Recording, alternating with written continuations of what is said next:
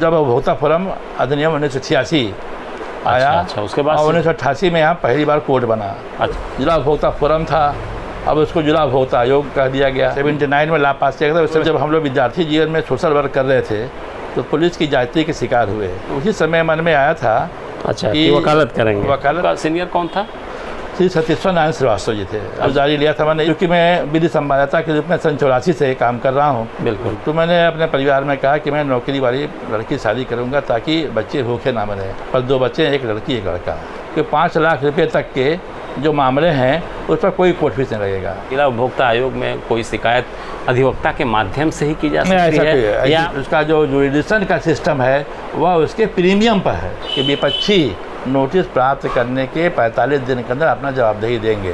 प्रत्येक जिले से बार काउंसिल के सदस्यों का निर्वाचन हो। पहला शर्त यह होना चाहिए कि जब 25 की संख्या है तो इसको 50 किया जाए। हम वरिष्ठ लोगों का एक पैनल बना के चलते हैं, मुख्यमंत्री से इस बात को कहेंगे। मुख्यमंत्री अगर वो आगे बढ़ाएंगे केंद्र सरकार तक अगर मामला जाएगा तो हो सकता है इस पर जो है कोई नमस्कार, स्वागत है आप सभी का हमारे इस विशेष कार्यक्रम में। दर्शकों, जीवन में तमाम सारी बुराइयां आती हैं, लेकिन पूरा जीवन बुरा नहीं होता है। जीवन एक अवसर है श्रेष्ठ कार्य करने का, श्रेष्ठ उपलब्धि को प्राप्त करने का, श्रेष्ठ स्थान पर अपने आप को स्थापित करने का। ये जीवन एक माध्यम है, और जो जीवन हमें मिला है, इस जीवन की दुर्लभता जब हमें समझ में आ जाती है तो हम अपने जीवन का दुरुपयोग नहीं करते हैं। मानव जीवन में जो श्रेष्ठ कार्य होते हैं वो कार्य दूसरों के लिए अनुकरण बने, ये कार्य प्रत्येक मनुष्य को करना चाहिए। तो जो समाज के श्रेष्ठ लोग हैं जो कार्य करते हैं वो निश्चित रूप से उसका अनुकरण समाज का हर व्यक्ति करता है, हर वर्ग उसका अनुकरण करता है। आज हमारे साथ एक ऐसे श्रेष्ठ व्यक्ति बैठे हुए हैं, ब्रिज बिहारी लाल श्रीवास्तव जी।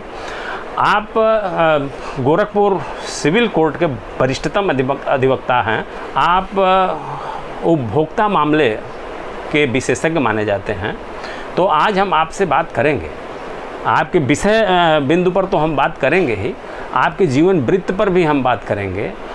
तो श्रीवास्तव जी, आपका हमारे कार्यक्रम में स्वागत है। मैं ये चाहूँगा कि आपका जो जन्म स्थान है, आपके जो माता पिता हैं, उनके बारे में ज़रा हमारे दर्शकों को आप बताइए।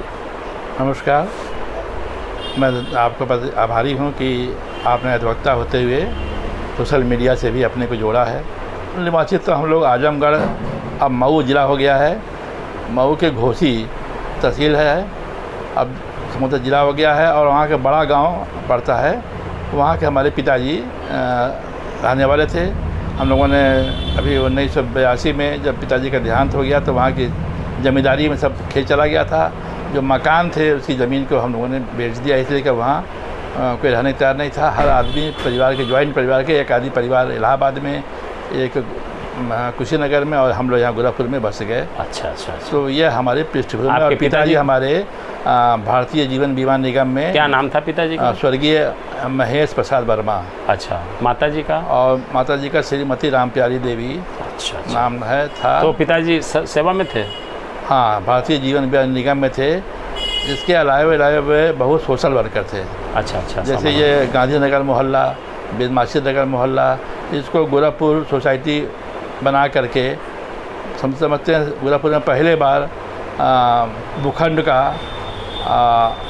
आवंटन प्लाटिंग करके उन्होंने शुरू किया था। अच्छा। और नो प्रॉफिट नो लॉस पर। आपकी माताजी गृहिणी थी? हाँ, शुद्ध रूप से गृहिणी थी वो। अच्छा। तो जो आपकी प्रारंभिक शिक्षा हुई वो कहाँ से हुई?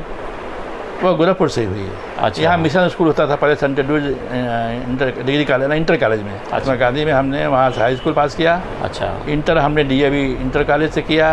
अच्छा। और BA डिग्री कॉलेज से किया, और लॉ हमने यूनिवर्सिटी ऑफ सेंट एंड्रूज से मिला के हमने पास किया। अच्छा। तो किस सन में आपका रजिस्ट्रेशन हुआ था? 1980 में।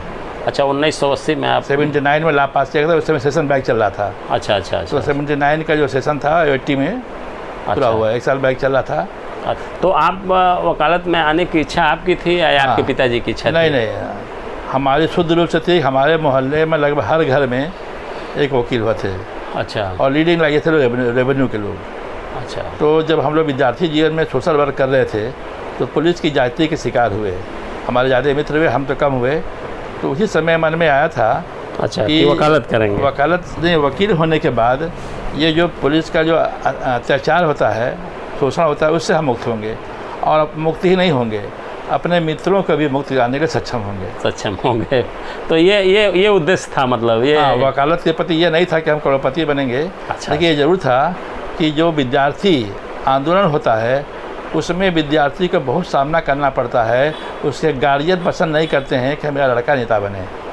तो तमाम सारी मतलब कानूनी अड़चनें जो आती थी उसको दूर करने के लिए मैंने वकालत में विद्यार्थियों का, पत्रकारों का मुकदमा जिस किसी भी अखबार में हो और जिस किसी पार्टी का युवक हो, अगर वो जो मुकदमा चलता था तो हम लोगों ने निःशुल्क पैरवी, अच्छा, विद्यार्थियों की, पत्रकारों की, कचहरी से संबंधित जितने काम हुआते थे वह सब हम लोगों ने एक टीम बना करके प्रारंभ किया, जिससे हमारा युवा वर्ग बहुत पसंद हुआ कि कोई हम लोगों का गार्जियन कचहरी में है जो हम संकट में आएंगे तो बिना पैसा लिए हमारे मुकदमे की पैरवी करेगा। और मतलब एक जज्बा था और उस जज्बा को लेकर के आप वकालत में आए। शुरू किया मैंने। अच्छा, ये बताइए कि आप कितने भाई और बहन हैं? हम लोग 4 भाई थे। अच्छा, अब 2 का निधन हो गया है। सबसे बड़े भाई कपिल देव प्रसाद श्रीवास्तव थे जो रेलवे में कमर्शियल इंस्पेक्टर थे। उनका निधन अभी 4-5 साल पहले हुआ है। अच्छा, उनसे छोटे भाई श्री सुमेर प्रसाद श्रीवास्तव ये थे। हर काम किया जिन्होंने जीवन में। हमने विधानसभा के चुनाव तक लड़ा वो। अच्छा, और फैक्ट्री खोले, सब मतलब हर तरह से उन्होंने प्रयास किया और जीवन भर वो संघर्ष करते रहे। निधन हो गया। कचहरी में जब आप गए तो आपका सीनियर कौन था? श्री सतीश्वर नारायण श्रीवास्तव जी थे। अब नहीं रहे वे। तो कौन सी विधा, कौन सा साइड आपने जो है? फौजदारी लिया था मैंने, इसलिए कि हमारे मन में पहले से जुनून था कि पुलिस के अत्याचार से कैसे बचाया जाए लोगों को। जब उपभोक्ता फोरम अधिनियम 1986 आया, अच्छा, उसके बाद 1988 में यहाँ पहली बार कोर्ट बना। अच्छा, तो जनपद में अजीत जैन साहब थे और चूँकि मैं विधि संवाददाता के रूप में सन 84 से काम कर रहा हूँ, मीडिया से जुड़ा हुआ हूँ। अच्छा, तो उन्होंने मुझसे बड़ा प्रभावित थे क्योंकि मैं कचहरी का न्यूज़ देता था। मुझे बुलाया और कहा श्रीवास्तव जी एक कंज्यूमर कोर्ट खुला है, कोई आता ही नहीं, कोई जानता नहीं है, आइए मेरा इंटरव्यू छापिए, जजमेंट छापिए, इसको स्थापित करना है। मैं भी विकल्प की तलाश में था क्योंकि 1988 से आप उपभोक्ता फोरम उपभोक्ता फोरम में शुरू किया, दोनों करता था। लेकिन 95 तक आते आते इतना काम आ गया मेरे पास उपभोक्ता फोरम का कि मुझे फौजदारी छोड़ना पड़ा। 2000 के बाद से बिल्कुल मैंने किसी कोर्ट में गया ही नहीं। अब हमारे जूनियर थे धर्मेंद्र मिश्रा, मैंने उनसे कहा मेरे सब फौजदारी में कर दें, आप देखिए मैं फोरम में रहता हूँ, आप फोरम वाले काम वहाँ भेज दीजिए। अच्छा, ये बताइए कि जैसे जब कोई लड़का अपने पैरों पर खड़ा हो जाता है तो उसके दाम्पत्य जीवन की बात गार्जियन शुरू कर देता है। तो आपके माता पिताजी ने आपकी शादी कब की, कब आप दाम्पत्य जीवन में आपका प्रवेश कब हुआ? ये बड़ा अच्छा विषय है। मैं चूँकि मैं वकीलों से जुड़ा हुआ था और ये भली भांति जानता था कि वकालत में कम से कम 10 साल लग जाते हैं तब आदमी वकील अपने पैर पर खड़ा होता है। बिल्कुल। तो मैंने अपने परिवार में कहा कि मैं नौकरी वाली लड़की शादी करूंगा ताकि बच्चे भूखे ना मरे। 82 में शादी, वो अध्यापिका थी। और अच्छा, बाद में आरके इंटर कॉलेज में लेक्चर रही। और क्या नाम है आपके पत्नी का? श्रीमती गीता श्रीवास्तव। अच्छा, 2017 में वो रिटायर हुई है। आपके बच्चे कितने हैं? बस 2 बच्चे हैं, एक लड़की एक लड़का। अच्छा, तो दोनों बच्चे अपने अपने क्षेत्र में लड़की शादी कर दिए। हमारे दामाद भी अधिवक्ता हैं। जो उपभोक्ताओं के हितों के लिए शुरू में तो बड़ा अच्छा जो ये कानून बना वो कितना सफल हो पाया उपभोक्ताओं को न्याय प्रदान कराने में? शुरू में तो बहुत ही कारगर रहा, इसलिए कि संख्या कम थी मुकदमों की। तो हालांकि शुरू में दुरुपयोग भी हुआ। अच्छा, पहले गोरखपुर जो था वो पूरे कमिश्नरी का यहाँ खुला। अच्छा, 1988 से 90 तक। अच्छा, पूरे कमिश्नरी की कोर्ट यहीं पे थे? हाँ, पहले जो 1988 में खुला वो कमिश्नरी वाइज खुला ही। अच्छा, 90 में डिस्ट्रिक्ट वाइज खुल गया। अच्छा, उपभोक्ताओं के बारे में अगर हम बात करें तो कैसे किस प्रकार के उपभोक्ता जो है इस दायरे में आते हैं? क्योंकि उपभोक्ताओं का अगर क्लासिफिकेशन अगर हम आपसे जानना चाहें, हमारा दर्शक जानना चाहे, तो क्या कहेंगे कि उपभोक्ताओं की कैटेगरी क्या है, किस तरह के उपभोक्ता? अधिनियम की धारा 2 में उपभोक्ता की परिभाषा दी गई है। अच्छा, और यह कहा गया है उपभोक्ता वह है जिसने कोई भुगतान करके किसी वस्तु को प्राप्त किया है या कोई सेवा भुगतान देकर प्राप्त किया है। अच्छा, या भुगतान का प्रॉमिस करके पहुंचाया। यानी अगर प्रॉमिस भी आप कर देते हैं जी तो वो भुगतान की श्रेणी में आता है। भुगतान कर दें या भुगतान का प्रॉमिस करते हैं, ऐसे माध्यम से जो भी सेवा आती हैं। हम समझते हैं कि सेवा का कोई क्षेत्र बचा नहीं है, सरकारी संस्था हो या व्यक्तिगत संस्था हो, और कोई केवल यह एक्ट में लिखा हुआ है कि जो सेवाएं फ्री निःशुल्क प्राप्त की गई हैं या जो व्यावसायिक उद्देश्य से कार्य किया गया वह फोरम नहीं आएगा। कि बाद में अमेंडमेंट हुआ और यह कहा गया नहीं, व्यावसायिक सेवाएं वे आ जाएंगी जो सेल्फ एम्प्लॉयमेंट के लिए, जैसे किसी ने टैक्सी खरीद लिया, अच्छा, तो वो कमर्शियल है, लेकिन टैक्सी में मैन्युफैक्चर डिफेक्ट है, तो कहा कि नहीं, यह व्यक्ति ने अपने आजीविका अर्जित करने के लिए सामान खरीदा है, इसको रीसेल नहीं कर रहा है, इसलिए अच्छा। बाद में कमर्शियल को बड़ा लिमिट कर दिया गया और कहा गया कमर्शियल उसे माना जाएगा जो किसी भी सामान को खरीद कर बेचने का कार्य करता है, वह कतई उपभोक्ता नहीं माना जाएगा।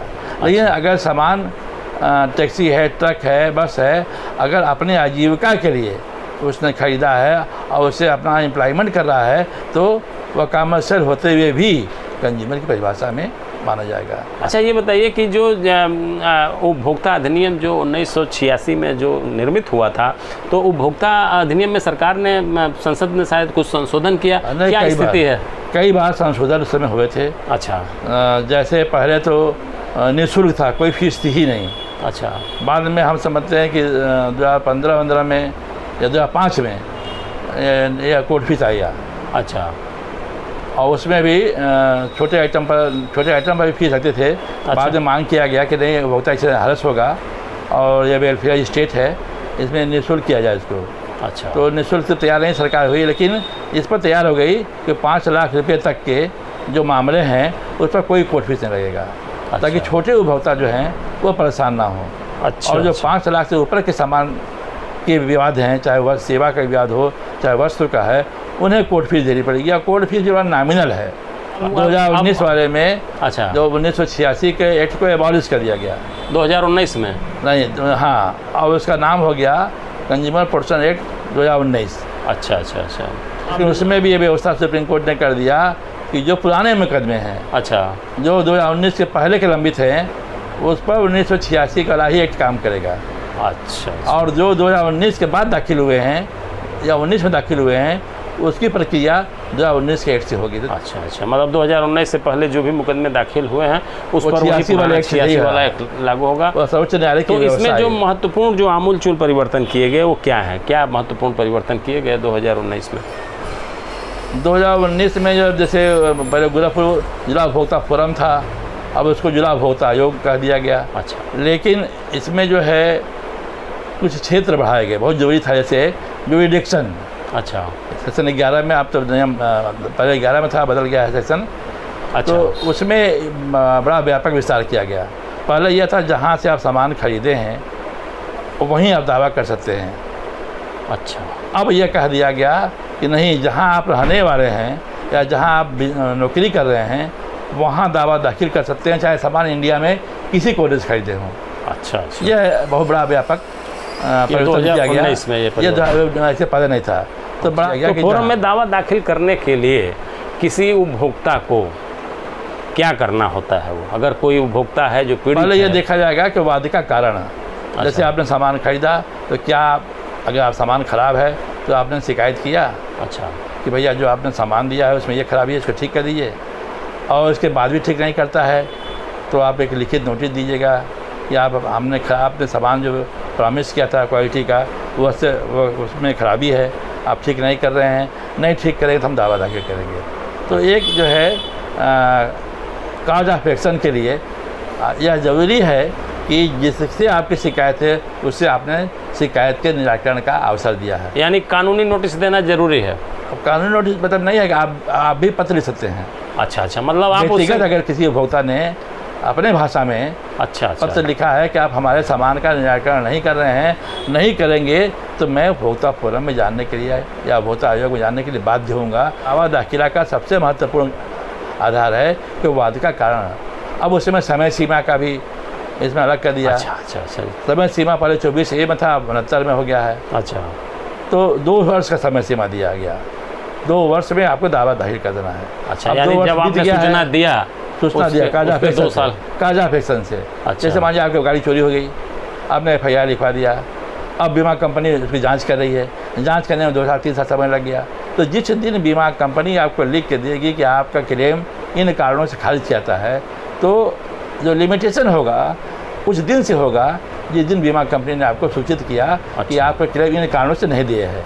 इसमें भी नेशनल कमीशन ने, सर्वोच्च न्यायालय ने व्यवस्था दिया कि सर्वोच्च की अपन आपने बीमा कंपनी को क्लेम कर दिया, बीमा कंपनी इसमें इंटरेस्ट नहीं ले रही है, तो कहा कि बीमा कंपनी मैक्सिमम क्लेम की मांग के पत्र प्राप्त करने के, तो नेशनल कमीशन ने कहा कि after 30 day you can file the complaint, आप दावा दाखिल कर सकते हैं। बीमा कंपनी के आप मोहताज नहीं हैं कि अगर वो ना मंजूर कर रहे हैं ना खारिज कर रहे हैं तो आप उनके इंतजार में बैठे रहिए।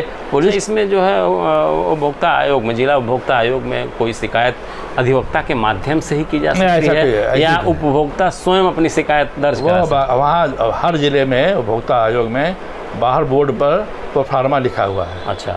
और कोई भी उपभोक्ता खुद शिकायत दर्ज कर सकता है, उसके लिए अधिवक्ता का रखना कोई आवश्यक नहीं है। अच्छा। लेकिन व्यवहारिक बात यह है कि मान लीजिए सबसे बड़ा जो दिक्कत आ रही है, मैंने अनुभव किया कि अपने 42 साल के वकालत में कि बैंक से लोन लेते हैं लोग, कोई भी नागरिक अधिवक्ता के पास नहीं जाता है कि श्रीमान हमको बैंक से लोन लेना है, क्या क्या सावधानी बरता जाए। तब आता है अधिवक्ता के पास जब बैंक मनमाना करके उनसे 72 पेज के लोन एग्रीमेंट बढ़ा लेती है, लोन एग्रीमेंट कापी नहीं देती है, लोन एग्रीमेंट का बीमा नहीं करती है, पैसा काट लेती है, और ये सारा जब वो भुगत लेता है और तब आता है हमारे पास, तो हम उसमें बड़ी दिक्कत में पड़ जाते हैं, क्योंकि वह कभी लोन एग्रीमेंट की मांग नहीं किया है, कभी ये जानने की कोशिश नहीं किया कि जो प्रीमियम बीमा का काटा गया है, बीमा का स्वभाव क्या है, और उसका नाजायज़ लाभ बीमा कंपनी उठाती है। तो मैं तो यह निवेदन करूँगा कि जिसको भी लोन लेना हो वह किसी विधि विशेषज्ञ से ज़रूर सहायता ले ले, ताकि ये मनमाना पन्ना करे पाए। बिल्कुल। ये जो फाइनेंस कंपनियां हैं ये लूट रही हैं। बिल्कुल बिल्कुल। 100% नहीं है, लेकिन अधिकांशतः लूट रही हैं, शोषण कर रही हैं उपभोक्ताओं का। तो उससे बचने के लिए आप किसी विधि विशेषज्ञ को ले करके जाएँ और अनुबंध की कापी ज़रूर लें, और ये सिक्योर करें कि अनुबंध का बीमा का लोन बीमित जरूर जाए, ताकि अगर बीमाधारक लोन प्राप्त करता मृत्यु हो जाए तो उसके लोन की जिम्मेदारी भरने की जिम्मेदारी बीमा कंपनी को, क्योंकि जो ही वो मरता है परिवार सड़क पे आता है, आय के जरिए ठप हो जाती है, तो खाने का संकट पड़ जाता है, तो किस्त कहाँ से देगा वो। बिल्कुल बिल्कुल। तो इसीलिए अच्छा, जो आर्थिक क्षेत्राधिकार है इसका क्या है जिला आयोग का? 50 लाख रुपया है, पर 1 करोड़ था, लेकिन 6 महीने के अंदर अच्छा दबाव पड़ने पर अधिवक्ताओं का सरकार ने अमेंड कर दिया। तो मतलब 50 लाख से अगर ऊपर है तो आपको जो है राज्य आयोग में जाना पड़ेगा। एक बड़ा ही तकनीकी विषय है। हम समझते हैं कि अभी 75% अधिवक्ता और उपभोक्ता 2019 के जो यूरिडिक्शन है अच्छा आर्थिक सीमा का, वो अवगत नहीं है। मुझे भी थोड़ा समय लगा। बिल्कुल बिल्कुल। वो यह है कि गाड़ी का अपना बीमा, आपके गाड़ी का वैल्यू जो है 70 लाख है अच्छा या 90 लाख है, तो 90 लाख पर नहीं देखा जाएगा। अच्छा, उस गाड़ी के बीमा का प्रीमियम कितना आपने दिया है वो आर्थिक क्षेत्र अधिकार में वो माना जाएगा। जैसे 90 लाख का आपका गाड़ी का है, लेकिन बीमा का प्रीमियम आपका है वो 15,000 है या 30,000 है, तो वह 90 लाख का या 1 करोड़ का गाड़ी भी फोरम में चलेगा, क्योंकि जुडिशन का जो आधार है वह वाहन का वैल्यू ना, दावा तो क्लेम तो मांगेगा 1 करोड़ आप, लेकिन जो उसका कोर्ट में जो कोर्ट फीस है या उसका जो जुडिशन का सिस्टम है वह उसके प्रीमियम पर है। तो जो प्रीमियम की राशि है वह उपभोक्ता फोरम के जुडिशन की राशि मानी जाएगी। अच्छा, मान लीजिए अगर कोई उपभोक्ता कोई फ्लैट खरीदता है और उस फ्लैट में अगर कोई किसी फ्लैट की कीमत 50 लाख है और वह इंस्टॉलमेंट मान लीजिए बैंक से लोन है और उस लोन को वह अदा कर रहा है हर महीने जो है 10,000 20,000, तो यहाँ जो क्षेत्राधिकार का मामला उठेगा वो 50 लाख उसकी पूरी कीमत पर उठेगा या बैंक? यहाँ तो 50 लाख कीमत उठेगा। केवल बीमा के क्षेत्र में अच्छा ये सुविधा दी गई है कि जो प्रीमियम है, अच्छा, इसमें मकान वाले में नहीं दिया गया है। अच्छा। मकान का जो किस्त है वह नहीं मानी है, मकान का जो मूल्य है वो क्षेत्राधिकार उस पर माना जाएगा। अच्छा। लेकिन वाहन और बीमित जैसे मान फैक्ट्री हो या इंडस्ट्री का बीमा होता है, चोरी का होता है, आग लगने का होता है, तो वह प्रीमियम पर बनाया गया। अच्छा अच्छा, संक्षिप्त विचारण है इसका जो है। तो कितनी अवधि में जो है अधिनियम में तो लिखा गया है उपभोक्ताओं के शिकायतों का निराकरण अनिवार्य रूप से 3 माह में कर दिया जाना चाहिए। अच्छा, लेकिन इससे आगे नहीं लिखा कि 3 माह में अगर नहीं हुआ तो क्या होगा। फिर उसको यह व्याख्या किया गया कि नहीं, अधिनियम में यह कहा गया कि 3 माह में प्रयास करना चाहिए। अच्छा अच्छा शायद नहीं लिखा। अच्छा, शायद लिखा तो नाश्ता निकल गया होता। शायद नहीं लिखा, जिसकी देन है कि आज कई छोटे छोटे वर्षों विवादी, छोटे छोटे मामले का मोबाइल है, घड़ी है, मशीन है, ये छोटे विवाद हैं, यह भी 3 साल 4 साल 5 साल 6 साल लग जा रहे हैं। राज्य आयोग में तो मेरे पास कई मुकदमे आए 21 साल बाद। 21 साल पहले अपील हुआ था और 21 साल के बाद रिमांड किए हैं एक्स पार्टी ऑर्डर को कि दोनों को फिर से सुना जाए। इतने ऑर्डर के लिए 21 साल ले लिए। एक व्यवस्था जो आई पहले सन 21 में था प्रक्रिया में, वह था कि विपक्षी को 21 नोटिस जाएगी, नोटिस प्राप्त करने के उन्हें 45 दिन के अंदर जवाबदेही, मैंने पहले 30 दिन का डेट मिलेगा और एक अवसर मिलेगा 15 दिन का। अच्छा, यह अधिनियम में स्पष्ट रूप से प्राविधान है कि विपक्षी नोटिस प्राप्त करने के 45 दिन के अंदर अपना जवाबदेही देंगे। अच्छा, 45 दिन के बाद पहले अधिनियम में 1986 वाले में अच्छा, हर्जा लगा के अवसर उनका जवाबदेही दे दिया जाता था। लेकिन माननीय सर्वोच्च न्यायालय के डिवीजन बेंच ने 2016 में यह व्यवस्था दी कि नहीं, यह 45 दिन के बाद आपको अवसर नहीं मिलेगा। लेकिन उसके बाद भी कोविड की बीमारी और तमाम कारणों से अवसर मिलता रहा। लेकिन डिवीजन बेंच ने अपने जजमेंट के इस विषय को हायर बेंच में भेज दिया। अच्छा, और 5 जजों की संविधान पीठ ने जो 2019 में फैसला आया, लेकिन 2020 से वो इफेक्टिव हुआ और 2020 के बाद लिख दिया सर्वोच्च न्यायालय ने किन्हीं भी परिस्थितियों में 45 दिन के बाद जवाबदेही नहीं ली जाएगी। लेकिन जैसा कि आप देखे होंगे कि हमारे संविधान के आर्टिकल 141 में यह दिया गया है कि सर्वोच्च न्यायालय की व्यवस्था अधीनस्थ न्यायालय को मानने की जिम्मेदारी बनती है, बाध्य हैं। बिल्कुल बिल्कुल। लेकिन अच्छा, तो जैसे अगर कोई निर्णय पारित होता है जिला आयोग में और अगर उस निर्णय से कोई असंतुष्ट है तो अपील कैसे होता है? अपील उसकी राज्य आयोग में होगी? हाँ, राज्य आयोग क्या है में उसकी समय सीमा? मेरे ख्याल से 45 दिन है। अच्छा, मतलब यानी जिस दिन आपका जजमेंट हुआ उसके नहीं, जजमेंट से नहीं है, आप जजमेंट की कापी रिसीव करेंगे। अच्छा, जिस दिन पक्षकार निर्णय की कापी प्राप्त करेंगे उस दिन से उनकी लिमिटेशन अपील की अच्छा, काउंट होगी। 45 दिन मानी जाएगी। अच्छा, मान लीजिए कि अब यहाँ जैसे मान लीजिए कि अगर जिला आयोग में पत्रावली उसकी पैरवी के अभाव में खारिज हो जाती है, तो यहाँ क्या वह दूसरा दावा दाखिल करने का अधिकार या उसको रिकॉल करने का अधिकार क्या है? यहाँ कोई व्यवस्था कुछ नहीं है, उसे राज्य आयोग जाना होगा। अच्छा, और वहाँ से फाइल रिमांड कराना होगा। पैरवी का अभाव में या एक पार्टी हो जाने पर अच्छा, दोनों में जो है अधिकार नहीं दिया। आप नॉट प्रेस कर दिए हों, अच्छा, आपके माना आपने कि मुकदमे में कुछ कमी रह गई है, तो दूसरा दावा दायर करने का अधिकार उस परिस्थिति में आपने नॉट प्रेस कर दिया था।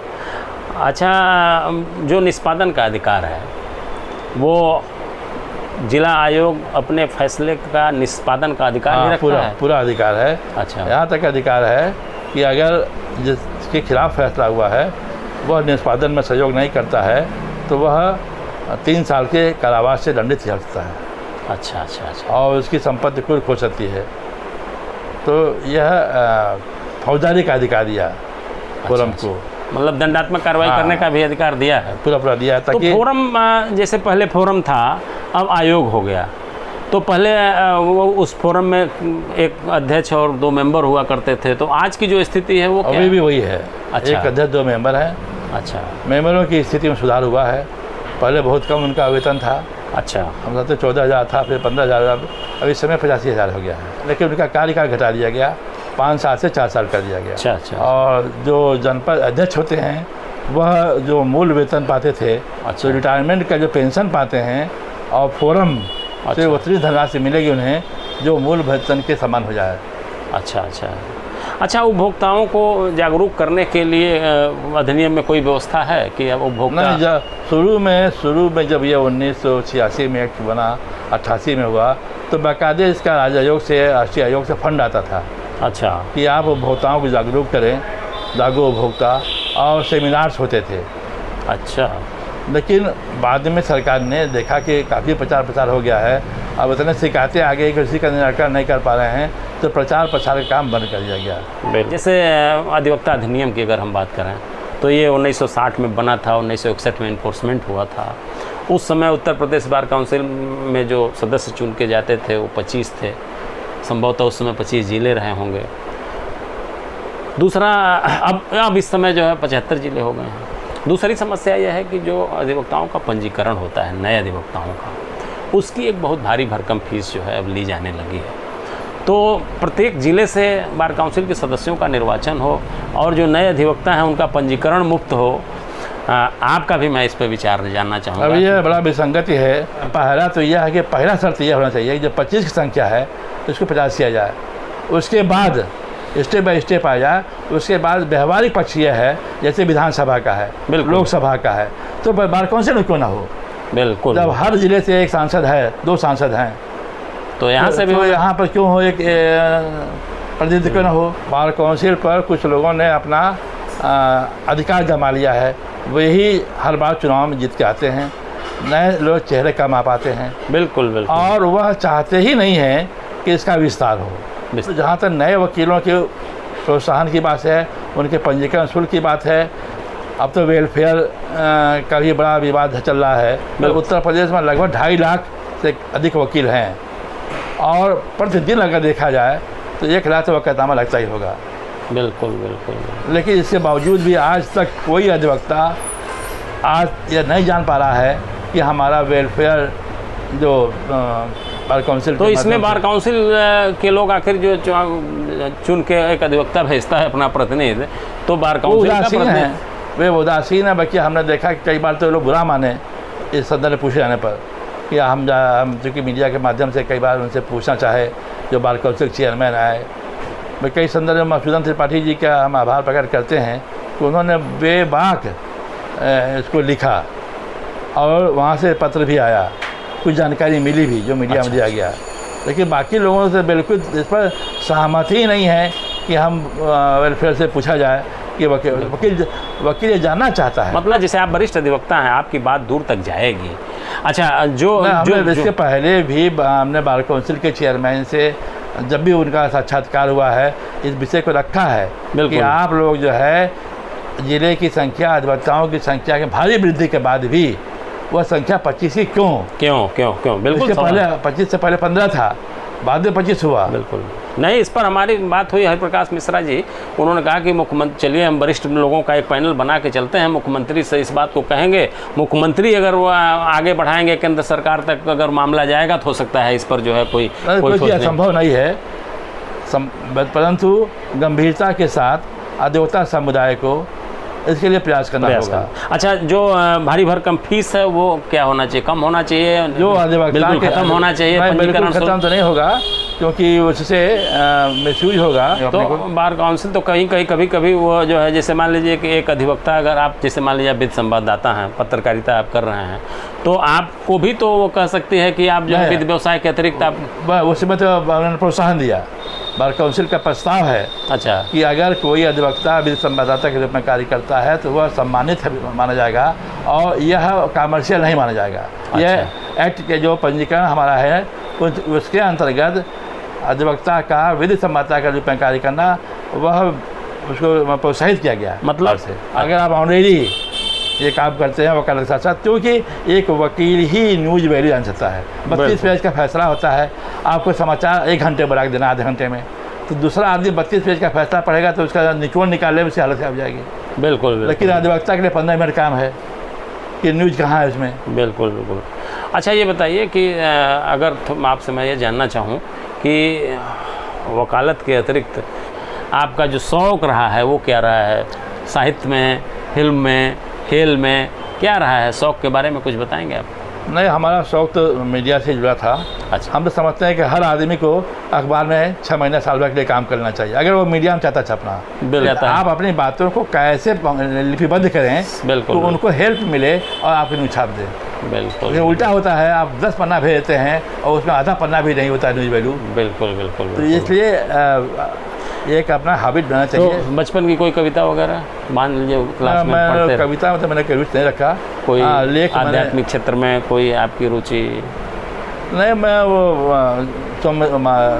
जैसे जो स्वयंसेवी संस्थाएं रही हैं, अच्छा या PUCL का मैं जिलाध्यक्ष रहा हूँ, अच्छा अच्छा अच्छा अच्छा। तो मैं शुरू से इसके प्रति एक कॉन्शियस था कि लोगों को राइट्स के बारे में जानकारी होनी चाहिए, उनको अधिकार मिलना चाहिए, इसके लिए वो स्टडी करें। अच्छा, ईश्वर आस्था में जो है आप कितना विश्वास आप करते हैं?